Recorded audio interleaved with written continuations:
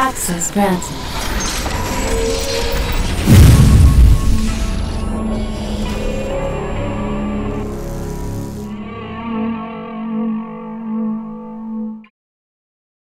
I'm Ron James, and this is MUFON Insider. Welcome to the first edition of the coolest news and variety show ever surrounding the UFO topic, and other things too. On this show, we're sharing some highlights from the 2019 Mufon Symposium with Dr. Michael Masters, who says that according to evolutionary indicators, we will all look like aliens sooner than we think. I'd like to talk today a little bit about a research project I've worked on for the last 7 years.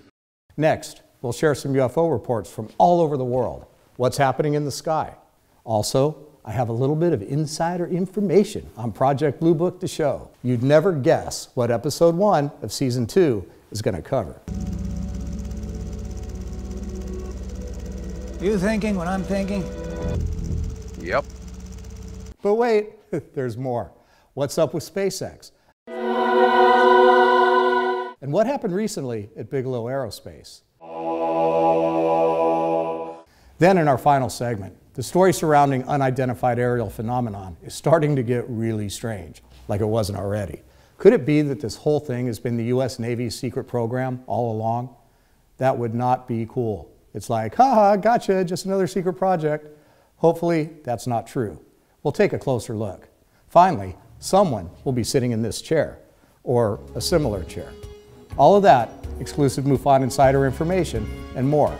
We'll be right back.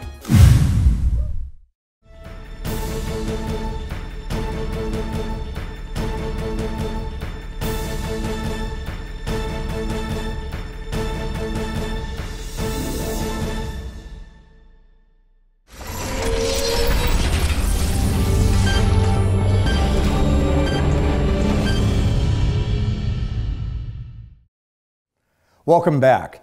In our first featured segment, let's talk about aliens and time travel. Could they be one and the same? It's an interesting theory. Some say that the iconic gray aliens are actually versions of ourselves traveling from a future where perhaps some calamity had changed the destiny of our species. Dr. Michael Masters, PhD, recently released a book, Identified Flying Objects, and he says that maybe time travel is the answer to the ET question.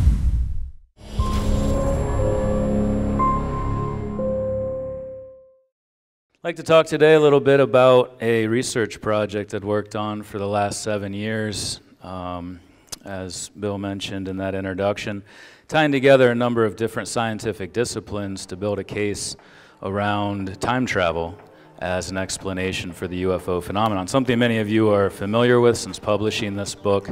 I have realized and come to meet a lot of people who have explored this same possibility in numerous ways, and it's been really interesting to get these different perspectives on essentially the same things.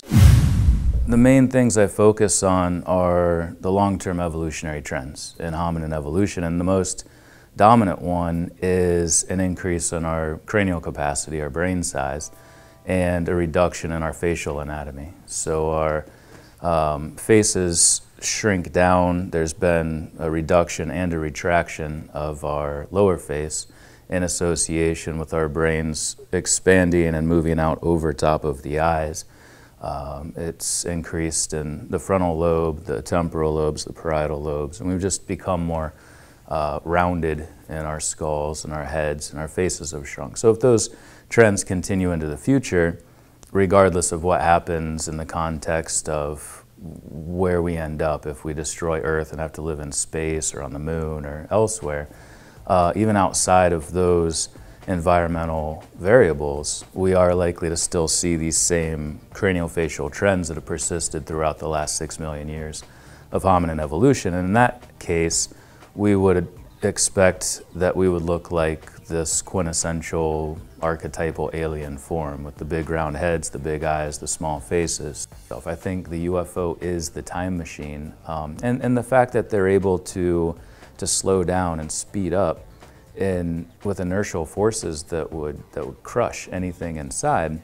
We see them as zipping across the sky and doing these rapid movements and stops. But if you're able to manipulate space-time, that's not going to feel like something that's fast to you. We see it that way because of the relativity of time, but within that craft, they may feel as though they're coming to a slow stop. Across all of these different studies, a common theme is the rotation of a massive or highly energetic disk, cylinder, sphere, and that's essentially what we see with these UFOs, is that it's a rotating, highly electromagnetic, possibly massive force that would seem to have a form indicative of the function of bending time. Think about it. What if some future turn of events left the remnants of humanity in tatters, decimated our gene pool, changed in some way that our future selves wanted to reverse? It's just as possible as anything else in this field. And let's face it, in the 21st century, we look like this. I can't see an upside to us ending up like this. Say it ain't so. They may be the sexiest people alive relative to their time period. Now it's time for some MUFON reports from Sky.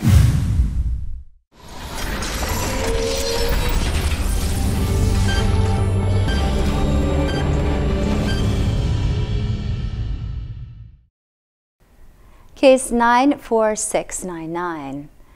This case is listed in the 2018 top cases of interest. A Texas witness at El Paso reported watching and filming a glowing triangle-shaped object in the eastern sky toward the horizon at 6:35 a.m. on August 31, 2018.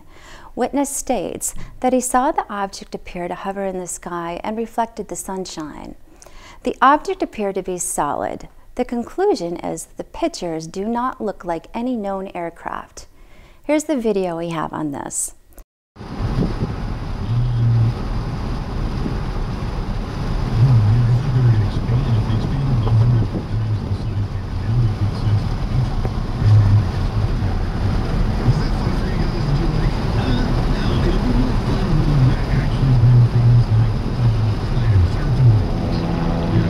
That is weird. Case 93410. An Indiana witness at Alexandria reported watching a group of lights moving at a high speed just 20 feet off the ground. Witness observed lights flying across a beam field at a high rate of speed. He stated he saw 5 or 6 spheres in a straight line equally spaced apart, and they seemed to nearly stop at the edge of the road. Then the furthest one away turned back west and up at about a 45-degree angle, and the rest followed as if tied together, and then just vanished.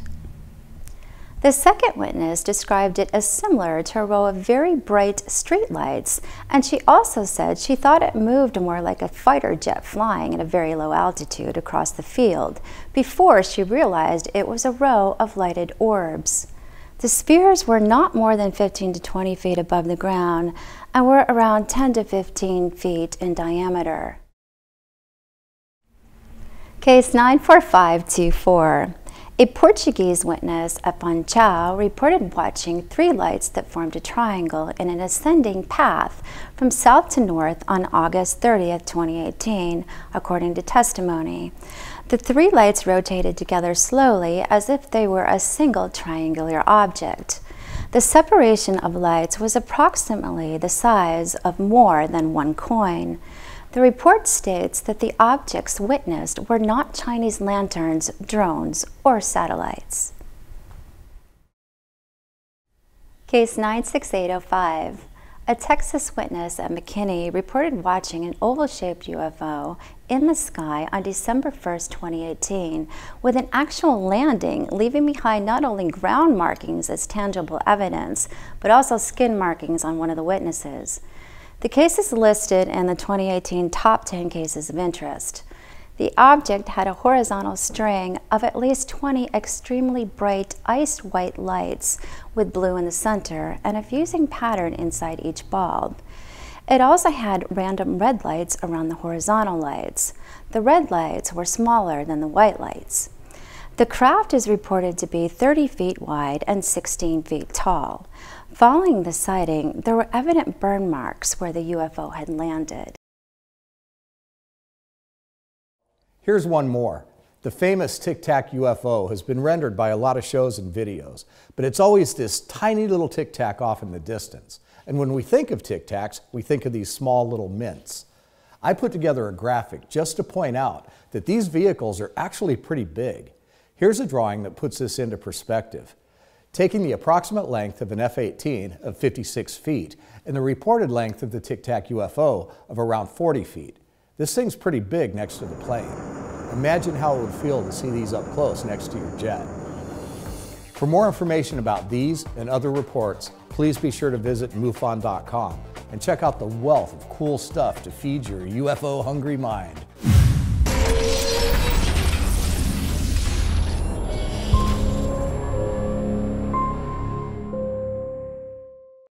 And now for some news. What's happening at SpaceX? Elon Musk recently visited his Texas build site to reveal the next steps of the Starship project. It's really pretty cool. There are many troubles in the world, of course, and these are important and we need to solve them. But we also need things that make us excited to be alive, that make us glad to wake up in the morning and be fired up about the future and think, yeah, the future's gonna be great.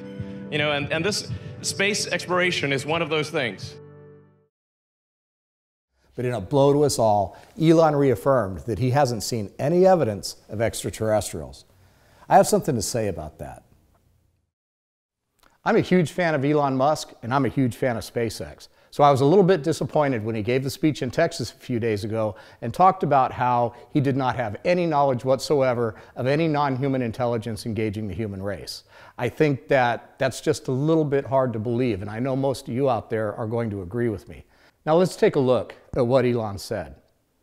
As far as we know, we are the only consciousness or the only life that's out there. There might be other life, but we've seen no signs of it. You know, people often ask me, what do you know about the aliens and that? I'm like, man, I tell you, I'm pretty sure I'd know, if there were aliens. I have not seen any sign of aliens. I've had a lot of conversations with people about why he takes that position, and there's a lot of different answers, and I don't want to get into it now. But what I would like to do is extend a special invitation from MUFON Television and all of my friends in the field to Elon Musk.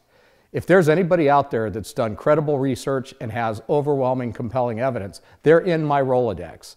No tinfoil hats, people from government, people from science, witnesses from the military. We can give you a private briefing at SpaceX, and I promise you, you will not look at this question the same. Elon, private briefing, the ET issue, brought to you by MUFON Television with the best people in the field, privately for you. Let's do it. Support the MUFON Elon Musk Private Briefing Project. Yes, it really is a thing. Send an email here and ask the team at SpaceX to hear us out. And right around the corner, in a cosmic sort of way, we have Bigelow Aerospace. NASA just paid Robert Bigelow a visit to check out his latest progress. Unlike Elon Musk, Bob Bigelow is very vocal about his assertion that ET is the real deal. There has been and is an existing presence, an ET presence. While SpaceX plays with rockets, Bigelow Aerospace is building habitats, both for orbit and on the surface of whatever celestial body we end up on. Inflatable systems have been around for a very long time. Our spacecraft are potentially adaptable to the surface of foreign bodies in the way of being a base. So we have architectures for that, to create a lunar base or a Martian base. I would kind of like to go. Yeah, I think so. I would think so. I think we're going to create a geriatric facility, and I'll probably be part of that, so. Word is that they were very happy with what they saw. For all of you planning a trip to Mars, chances are you'll be shacking up in a Bigelow crib.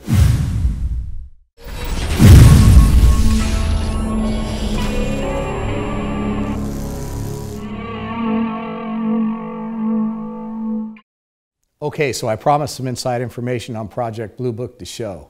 I was recently at a season wrap party for Project Blue Book. According to the team, Project Blue Book has become the second highest ranked cable show, topped only by The Walking Dead. Season 2 drops in January. At Comic-Con, it was revealed that the opener will explore the Roswell incident. Here's the trailer.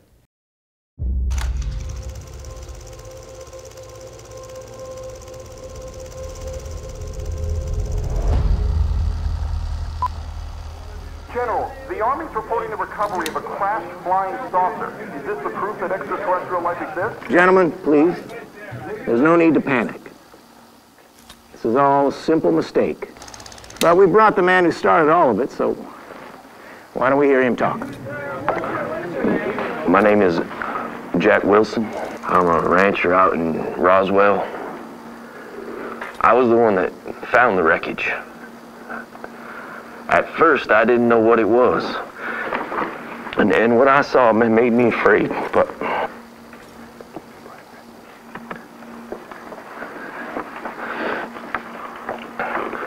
I was wrong. It was just a weather balloon. A weather balloon. Major Carmel, if you please.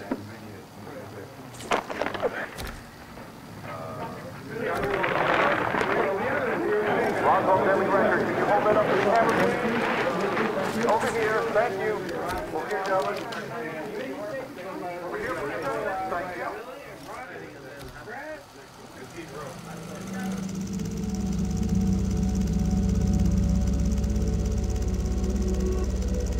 you. You thinking what I'm thinking? Yep. That rancher lied. There's more to this story. Much more. Rewind the film.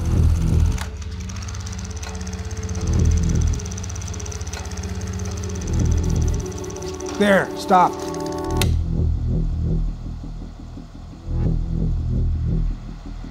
What was Harding doing at Roswell? Well, Captain, maybe this is where the cover-up began. And Doc, that is where we begin.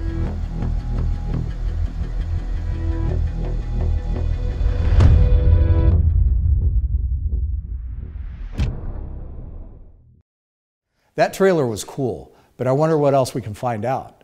Let's get Paul Hynek on the phone. Yep, better call Paul. As you know, Paul is the son of the show's main character, J. Allen Hynek, and one of the show's insiders. Paul Hynek is on the phone. Paul, thank you. My pleasure, anytime. So Project Blue Book had an amazing first season, and word is that it's the second biggest show on cable next to The Walking Dead. How does that feel? It feels great, and I like to think of it compared to The Walking Dead as the flying dread.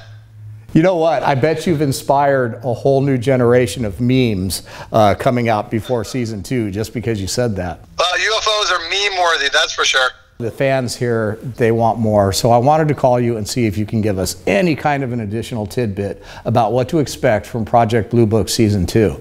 I'll tell you what, I'll do even more than that. I'll double what you just said, because the inside word is not only is the first episode about Roswell, but it's a twofer. The second episode is Roswell as well. How do you think they're treating the Roswell incident? You know, I think it's pretty good. There are also, when you watch the episodes, you'll see there are a lot of things that are accurate. And it's an interesting dynamic between being authentic and accurate.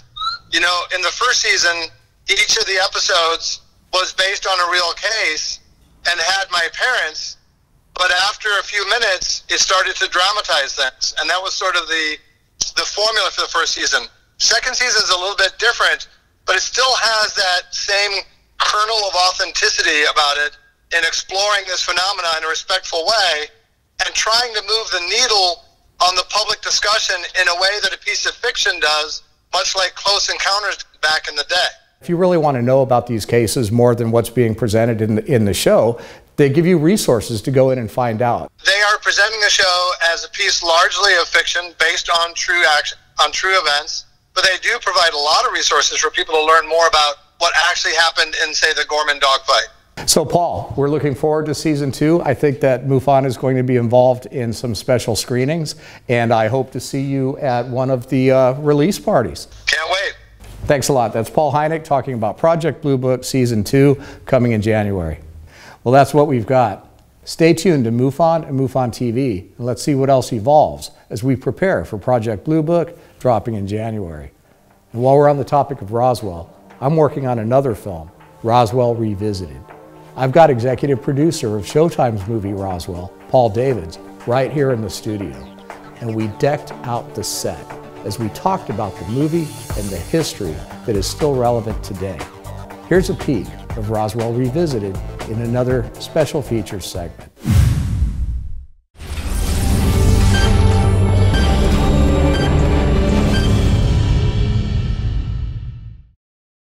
And then we have silver screen saucers. This wonderful book by Robbie Graham about the influence of Hollywood movies on our perceptions of aliens through the years. And he has wonderful sections on the Roswell movie, which he credits so nicely as being an absolutely breakthrough in historic film, which I love to hear. And with that, I think we want to maybe get into the film a bit, huh? So what I did, Paul, is I was able to really up-res the existing material, so it looks pretty good. Right, and the purpose of this, since we will be seeing some clips from the movie, maybe some sections, is that we're doing an analysis. If you want to see the movie, get the movie, see the movie. We're going to interrupt what we show you 100 times, and we're going to look at the why behind what you're seeing. Yes, this is you're not going to see the full movie in this piece. You're going to see bits and pieces of it, but what you are going to get is some real insight into how it was relevant then and how it's relevant now.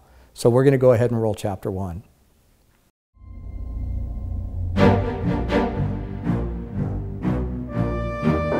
are going to see more and more of these visitors from space, and that before too long, the evidence will be incontrovertible, that you will have on your TV screens and on your movie screens concrete evidence that the ships are here and that they are real and they're not fantastic things which have been cooked up to make a movie. We can say that the recent sightings are in no way connected with any secret development by any agency of the United States. There's nothing to hide at all. The expression flying saucers is a catch-all term for unusual lights appearing in the sky. We've been able to explain them as hoaxes, as erroneously identified friendly aircraft, as meteorological or electronic phenomena, or as light aberrations. None of the evidence that I have examined would indicate any proof at all that we are being visited by extraterrestrials. There is absolutely no evidence. We have not been hiding anything. Personally, I'm convinced that there must be many, many higher civilizations in this enormous and incredibly ancient universe of ours.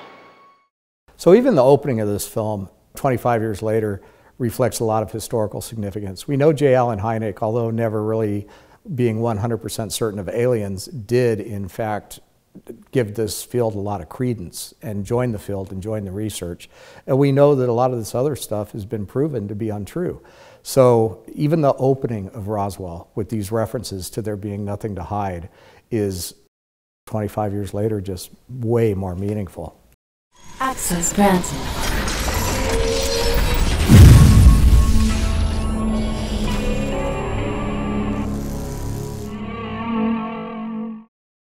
Now let's talk about some information that has come up that some people are saying explains the famous Tic Tac UFO revealed by Lou Elizondo and To the Stars Academy.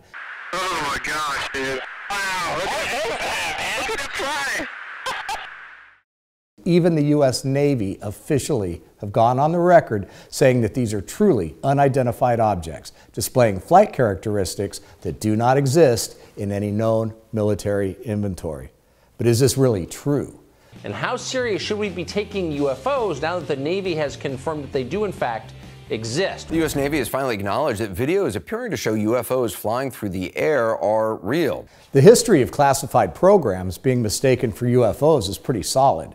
The SR-71, the stealth bomber, a number of saucer-like experimental planes all point to the fact that the government can have technology in development that nobody knows about that many people identify when they see them as UFOs or flying saucers. Could the Tic Tac objects be the same? How would it affect the field of ufology, if you still want to call it that, if it were to be revealed that what many consider to be proof of extraterrestrial engagement really turns out to be just another secret project? Is there any evidence that this might be the case? There may be. Recent YouTubers and researchers have begun to call out the fact that the U.S. Navy recently patented some devices that seem to bear odd similarities in both form and function to the Tic Tac UFO and even flying triangle.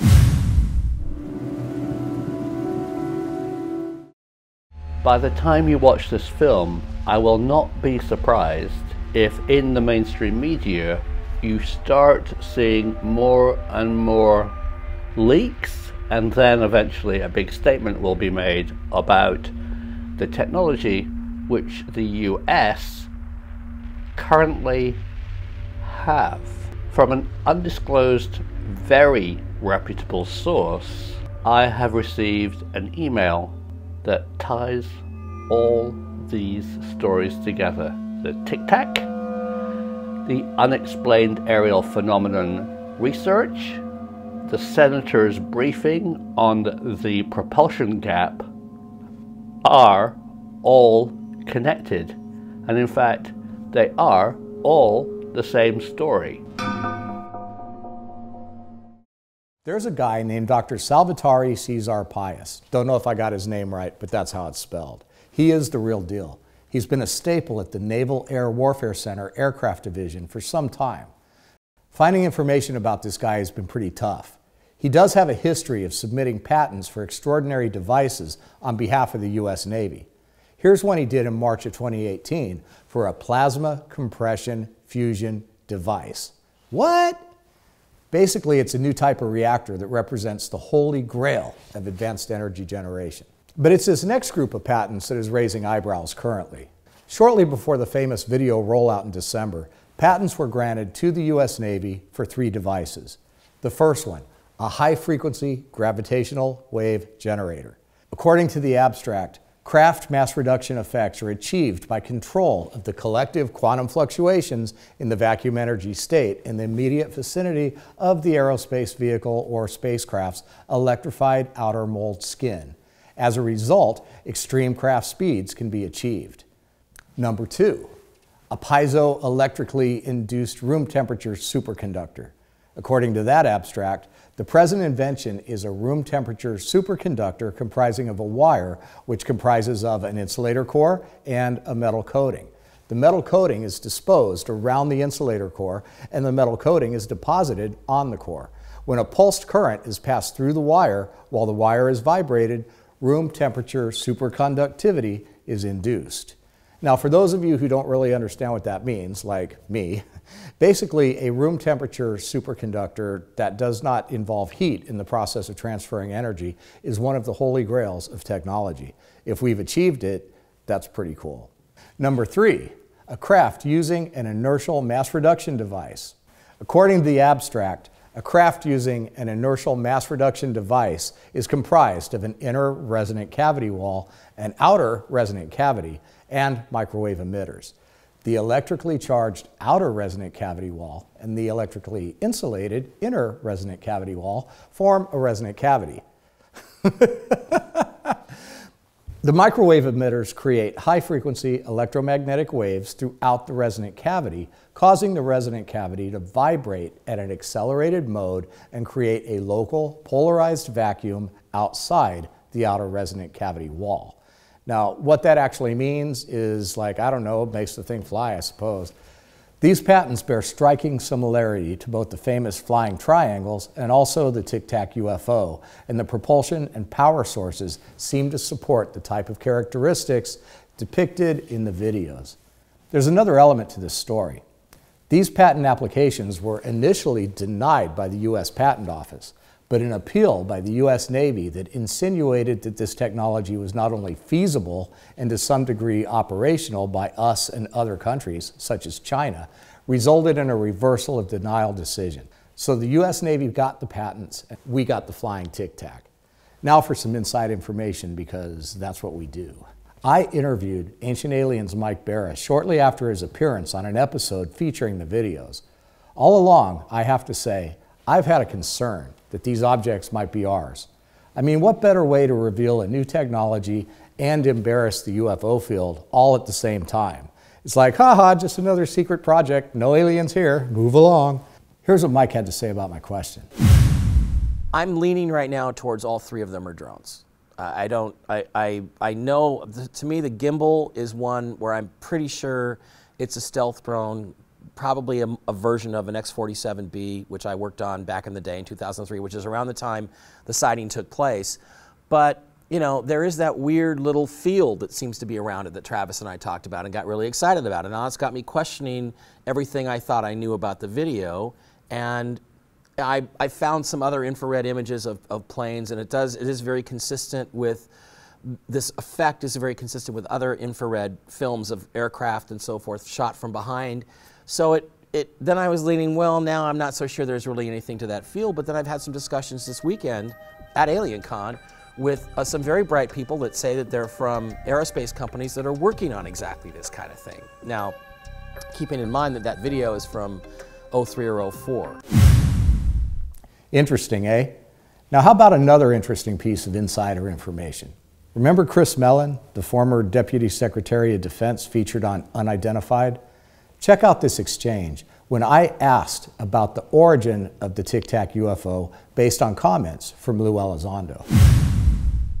These aircraft, we'll call them aircraft, are displaying characteristics that are not currently within the U.S. inventory, nor in any foreign inventory that we are aware of. It does seem that there is some sort of beings operating technology that is beyond what we have. Well, we're taking a more guarded public stance than the one you just expressed. So, you know, let me say we're very much open to whatever, you know, our view is let's follow the trail wherever it leads. Let's get the data, the best evidence possible. There are probably more than one phenomenon at work here.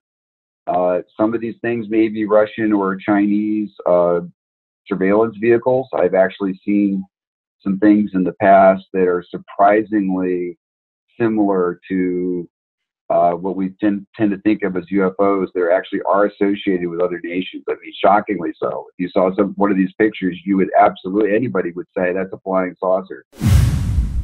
So, is this all about to come to a head in a release from our own military about stunning new technologies we have in our secret arsenal? And if so, does it end the current UFO debate or simply prove that we've been busily reverse engineering alien technology for a long time? One thing's for sure, we'll find out sooner or later. I'm Ron James, and this wraps up our first episode of MUFON Insider. See us on Amazon Prime, or better yet, support us by subscribing to MUFON TV and joining MUFON. You'll get insider access to our huge media vault and insider perks available only to our closest friends. Thanks again, and see you next time.